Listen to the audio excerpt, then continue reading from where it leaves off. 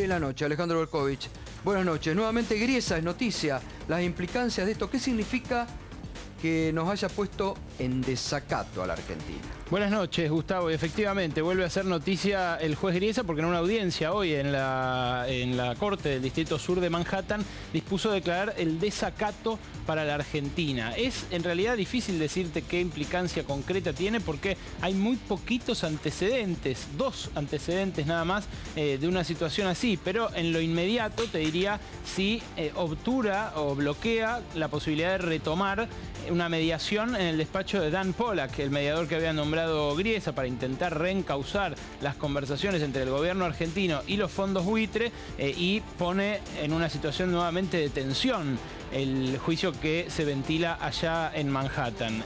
La verdad que el gobierno salió con una respuesta que la redactó Cancillería y también hay algo sobre los antecedentes. Si querés te cuento esto primero. ¿Qué antecedentes hay? Hay 2. Uno con el Congo, que en realidad no llegó a mayores porque se dispuso una multa muy menor que no se terminó pagando por un problema de deuda originado en el default que ellos llevaron adelante en 2004. Después que la Argentina. El otro caso es más curioso porque ahí sí hubo una declaración de desacato muy firme contra un país que fue Rusia, que no quería devolver una serie de manuscritos pertenecientes a la Asociación Ortodoxa Judía Chabad Lubavitch. Una corte estadounidense, tampoco la Corte Suprema de Justicia, sino una corte, dispuso que Rusia tenía que pagar una multa diaria a la justicia estadounidense por no devolver esos manuscritos. Los manuscritos siguen en Rusia y tampoco se les pagó nunca. Y respecto a la respuesta del gobierno argentino, lo que dijo es que esto viola el derecho internacional.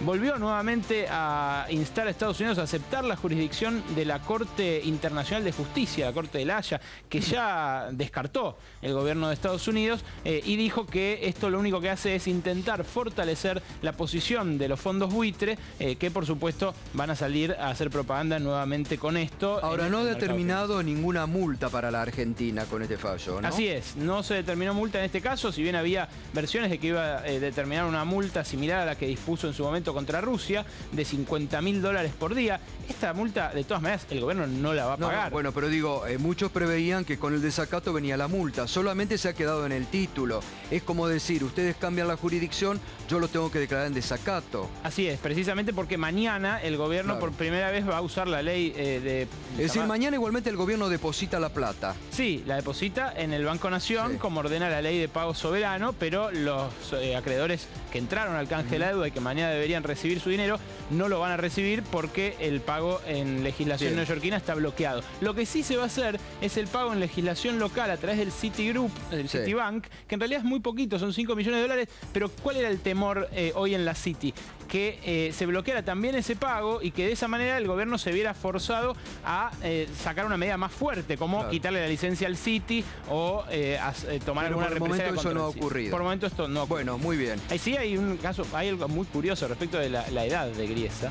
Sí, después lo comentamos. Dale, después lo comentamos. Después avanzamos en ese tema. Ya nos metemos en el debate. Está Pablo Rojo, está el doctor Abraham, también el presidente de la Fundación Libertad y Progreso.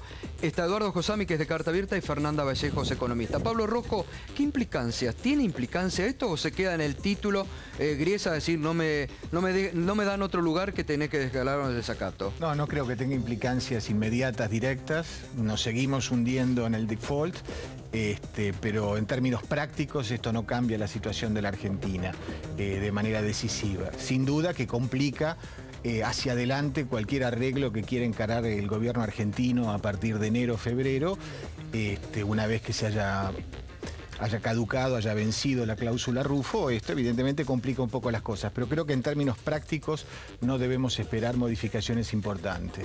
Eduardo Josami, ¿tiene alguna implicancia? ¿Cómo ve esta decisión del juez Griesa? Bueno, es un paso más en esta escalada en contra de la Argentina. Pero no creo que tenga consecuencias inmediatas importantes. Me parece que es un modo de acentuar la presión sobre la Argentina, una presión que ya no es solamente de la justicia, no es solamente de los intereses financieros internacionales, sino que también de algún modo es del gobierno de los Estados Unidos. Aldo Abraham, ¿usted cómo lo ve?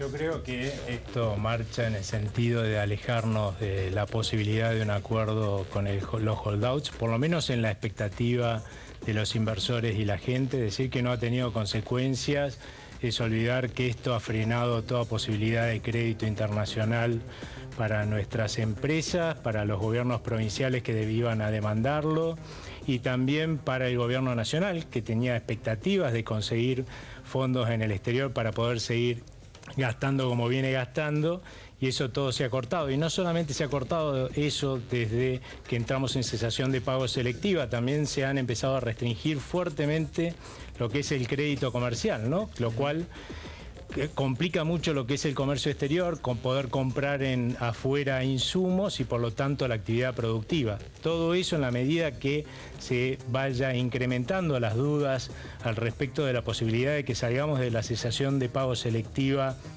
una vez que venza la cláusula Rufo, la verdad es que tiende a complicarse mucho más. O sea, el financiamiento es menor, la recesión va a ser mayor. Fernanda Vallejos, ¿cómo es tu análisis respecto a esta decisión del juez Griesa en la tarde de hoy?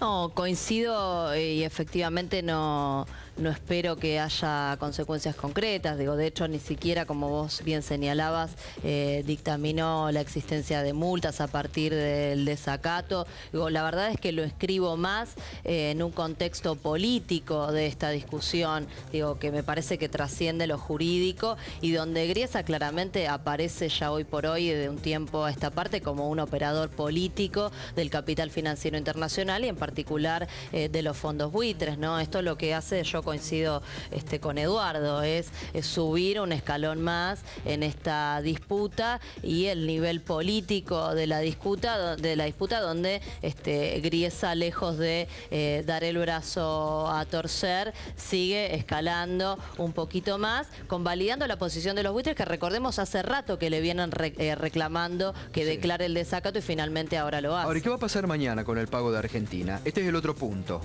Dice, usted no va a tener, aunque pueda haber consecuencias para el crédito, señalan tanto Pablo Rojo como el doctor Abraham, para el crédito financiero internacional. Ahora, ¿qué pasa con mañana? Paga la Argentina y...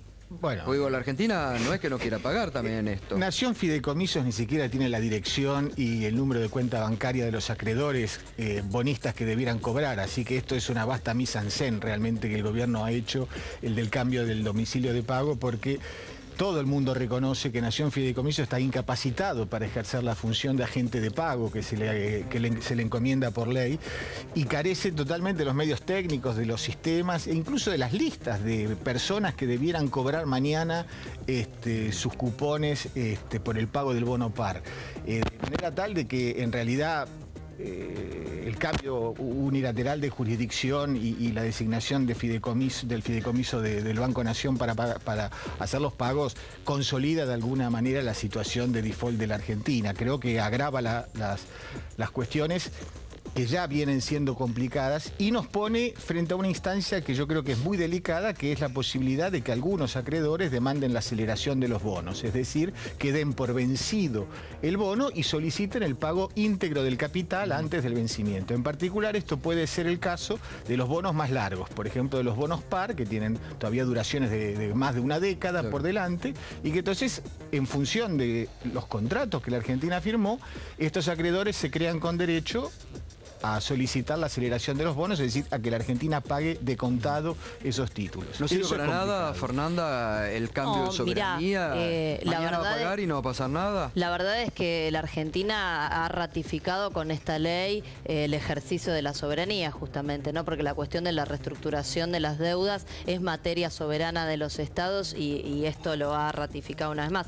También está con esto justamente haciendo lo contrario a lo que acá señala el colega, ¿no? Porque mientras los mandatos de Griesa buscaban forzar a que la Argentina ingrese en una situación de default, no depositando lo que correspondiera a los vencimientos, la Argentina ha hecho todo lo contrario y garantiza los mecanismos que están a su disposición, por supuesto, para que esto sea posible. Quiero además resaltar en relación con la cuestión del financiamiento y las inversiones extranjeras de las que se hablaba, la verdad es que no se ha alterado en nada la situación de la Argentina desde que comenzó este litigio, antes y después de los fallos y mandatos de Griesa. Digo, de hecho, la Argentina viene prescindiendo de ese financiamiento internacional a lo largo de los últimos 11 años. Esto no se ha modificado. Pero no lo necesita más ahora para fortalecer reservas. A ver, el financiamiento del Banco Mundial... Es absolutamente falso lo que está diciendo. Es más, desde que la Argentina entró en default selectivo como consecuencia de la ratificación del fallo de Griesa, el dólar libre subió 20%, bajaron las reservas del central, se agudizó la caída de la actividad económica, se contrajo más el consumo. Todos los números que están apareciendo de la economía de 2 meses a esta parte son cada vez peores, es decir, que las consecuencias están ahí, las estamos palpando los argentinos todos los días. Entonces, desconocer ese hecho es francamente desconcertante. Perdón, pero también paradójicamente y extrañamente para la mayoría de los analistas de la Citi, desde ese momento la bolsa subió un 50% en pesos. Pero por supuesto, porque es el instrumento para evadir capitales. Está bien, pero más que el dólar subió, las acciones y los bonos argentinos. Por supuesto, porque hay cada vez menos bonos que se pueden utilizar para sacar dinero del país. Están subiendo porque los mercados de contado con liqui, que son los mercados a través de los cuales se fugan capitales de la Argentina, están explotando. ¿Y las porque la cantidad por eso? ¿Las acciones también suben por eso? Porque las acciones no se usan para el... Sí, claro que se usan. Se compran acciones de Tenaris, en Argentina, se transfieren a los Estados Unidos y se venden en dólares en Estados Unidos. ¿Y las que no cotizan, que también subieron, están arrastradas por ese efecto? Porque hay algunas que no cotizan en Estados Unidos también subieron. Probablemente, pero digamos, el núcleo central, además, y eso todo el mundo lo sabe en el mercado, del crecimiento que han tenido las acciones, es justamente por la fuga de capitales. A ver, Pablo, Eduardo, Carta Abierta durante el fin de semana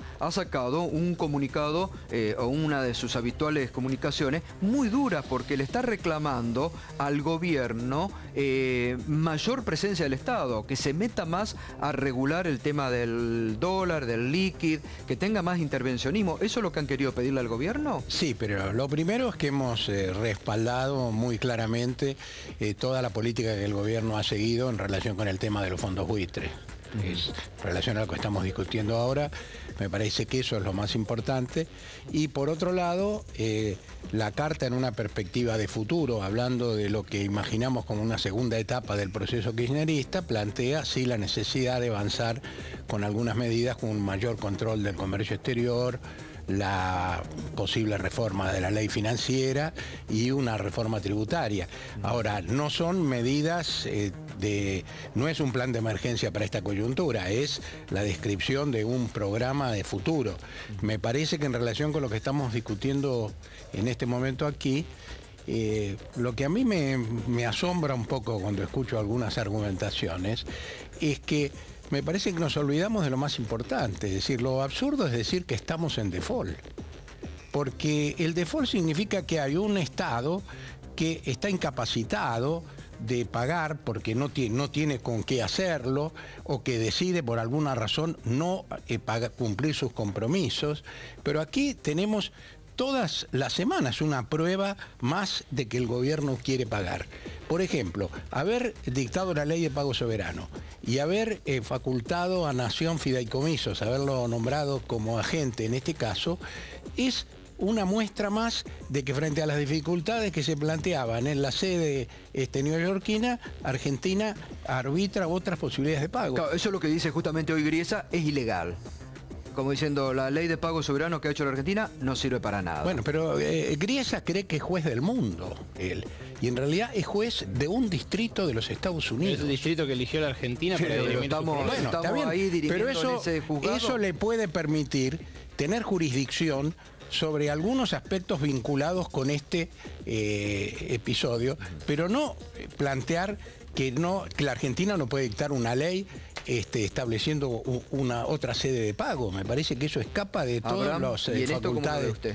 ¿Está en default la Argentina o, como dice Josami, la Argentina está queriendo demostrar que quiere pagar y Griesa no lo deja? Cesación de pagos hay cuando el acreedor no cobra, ¿sí? O sea que no, hay cuando el deudor no paga. En cesación de pagos.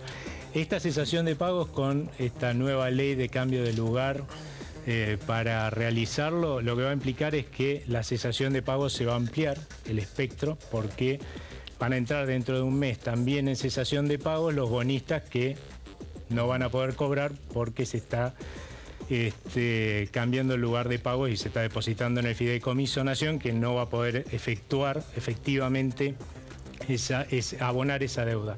Por el otro lado, una cosa que hay que entender es que el acto soberano de un país es también resignar su soberanía cuando acepta la legislación o la justicia de otro país. O sea que lo hizo la Argentina cuando reestructuró la deuda externa. Lo hizo siempre, constantemente.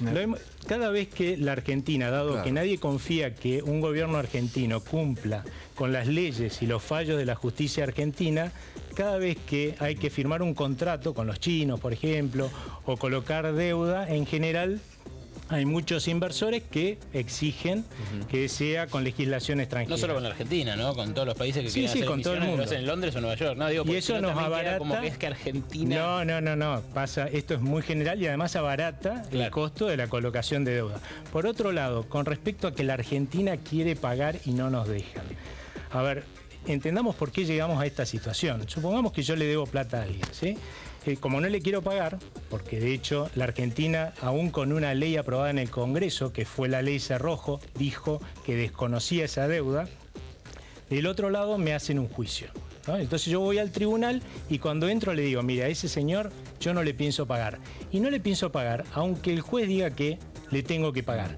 Automáticamente el juez tiene que prever cómo va a ser para, si me falla en contra, que yo cumpla el fallo, cosa que no hubiera tenido que hacer si yo hubiera demostrado voluntad de pago. Eso quiere decir que si hoy están metidos los bonistas del canje en este lío, es por la mala gestión que hizo el gobierno de este juicio. Y lo otro, discúlpame, con esto termino, ¿sí? Y lo otro que hay que tener en cuenta es que decir que el juez no nos deja pagar no tiene ningún criterio. Si a mí, porque justamente no muestro voluntad de pago, me embarga mis cuentas el juez en ese acto, ¿sí? Yo no puedo decirle a mis otros acreedores, miren, la verdad yo tengo muchas ganas de pagarle a ustedes, pero como me embargó el juez la cuenta, no les puedo pagar. Háganle un juicio al juez. Fernanda. No, digo, en parte lo que dice Abraham o lo que se dice en este momento, la Argentina eligió la jurisdicción Nueva York. ¿Estamos ahora para quejarnos o hay que acatar? Sí, a ver, la Argentina eligió la jurisdicción Nueva York en una determinada circunstancia política y económica y además en un determinado marco legal, y esto también hay que decirlo, ¿no? Digo, el juez de Nueva York también está sujeto a la legislación que rige en los Estados Unidos y al derecho internacional en todo caso, y la verdad es que lo ha estado violentando, tanto la legislación de inmunidad soberana que rige en los Estados Unidos. De hecho, la cuestión del desacato que acaba de anunciar hoy está bastante reñido con lo que la ley establece en el caso de un Estado soberano, y la verdad es que también se lleva de los pelos con el derecho internacional. Lo bancan en Estados Unidos. Pero está bien, digo, pero entonces no es una discusión jurídica, sino es una discusión política y de poder. Y la Argentina está sosteniendo también una discusión de poder en el ejercicio de su soberanía política y económica, y esto no lo podemos dejar de lado. Digo, esto no es una discusión jurídica, digo, por eso pongo el acento ahí. Digo, la verdad es que, a ver, el financiamiento del BID, del Banco Mundial, digo, con los organismos multilaterales, tal como se venía desarrollando, no se ha interrumpido, se espera ese financiamiento.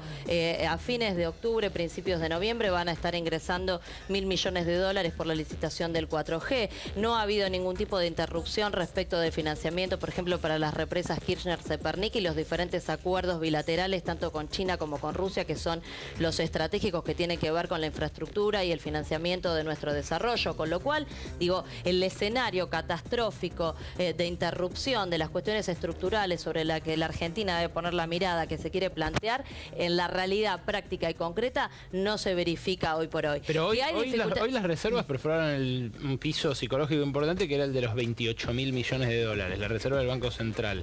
¿Hay un piso que vos consideres crítico a partir del cual sí había que empezar a preocuparse por la caída de las reservas? No, digo, a ver, pero me parece que acá hay que separar las dos cosas, porque si no, parece que queda planteado como que el litigio con los buitres está determinando la coyuntura económica. Y la realidad es que no es así. Digo, la coyuntura económica ha tenido un mal desenvolvimiento durante toda la primera mitad del año y no ha tenido que ver con el conflicto con los buitres, sino con las presiones devaluatorias que sufrimos a fines del año pasado, la tendencia declinante que teníamos en las reservas, la restricción externa, que es la cuestión estructural estructural que debemos resolver, y la devaluación, que fue el corolario de todas esas tensiones en enero, que derivó en una serie de impactos sobre las variables reales a lo largo de la primera mitad del año, que afortunadamente tenemos un Estado con capacidad de respuesta que ha podido morigerar esos impactos negativos. Si no, sí, en lugar de un estancamiento, tendríamos una recesión, más en un momento cuando la demanda externa no nos acompaña desde hace varios años, y la verdad que me parece que